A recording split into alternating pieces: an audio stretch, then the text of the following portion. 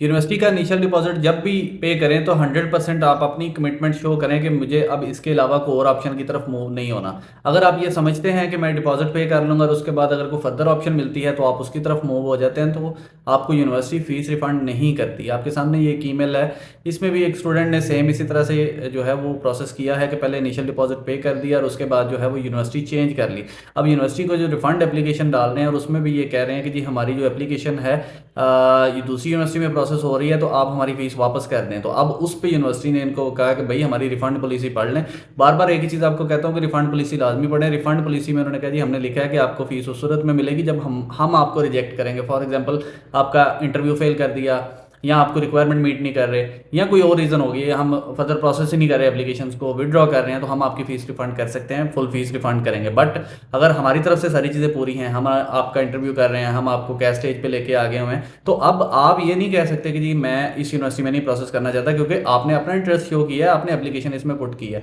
तो हम आपको आपकी फ़ीस रिफ़ंड नहीं करेंगे। और ये अच्छा खासा लॉस होता है कि आपका जो इनिशियल डिपॉजिट है वो 5,000 6,000 से तो मिनिमम किसी का भी नहीं है, तो वो आपको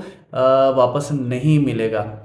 अब इसमें प्रॉब्लम क्या आती है, कुछ रीज़न इस तरह की होती हैं जिसमें आप उनसे क्लेम कर सकते हैं। फॉर एग्जांपल स्टूडेंट जो है वो उनको कहता है कि जी मुझे फैमिली इश्यूज़ हो गए हैं, या कोई और प्रॉब्लम हो गई है यहाँ पे, या हमारी जो मेरी को फिजिकल हेल्थ जो है वो डिस्टर्ब हो गई है, या मुझे कोई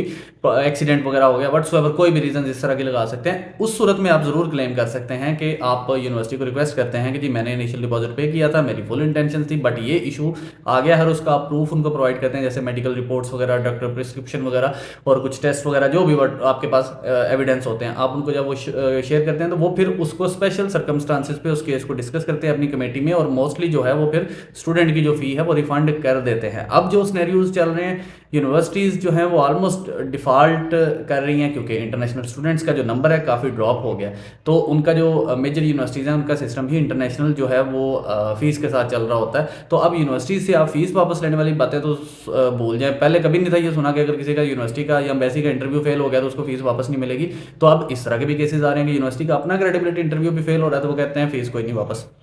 एम्बेसी का इंटरव्यू फेल हो रहा है तो वो कह रहे हैं कोई फीस वापस नहीं, क्योंकि आपकी वजह से फेल हुआ है। तो इसीलिए यही बात आपको बार बार यही समझा रहा हूँ कि यूनिवर्सिटीज़ इस वक्त जो है वो ग्रीडी हैं, भूखी पड़ी हुई हैं, उनको पैसे की ज़रूरत है, वो पैसे वापस नहीं करेंगे। तो आप अपना डिसीजन जो है वो बेहतर तरीके से लें। अपनी फ़ीस पे करने से पहले जो है वो आप अपना डिसीजन लेके उस यूनिवर्सिटी में प्रोसीड करें जिसमें आपको हो कि हमने 100% इसी में रहना है और सेकंड ऑप्शन की तरफ नहीं जाना। और इन केस कभी कोई इशू आ जाए तो उसका केस जो है वो पहले उनको ये बताने से कि हम कोई और यूनिवर्सिटी में जा रहे हैं या कोई और, उसको प्रॉपर डिस्कस करके अपनी कोई उसमें रीजंस प्रॉपर बता के उसके एविडेंस लगा के तो देन उसका रिफंड प्रोसेस कर से उनसे रिफंड ले सकते हैं, बट वो रिस्की केस में हो जाएगा। Thank you.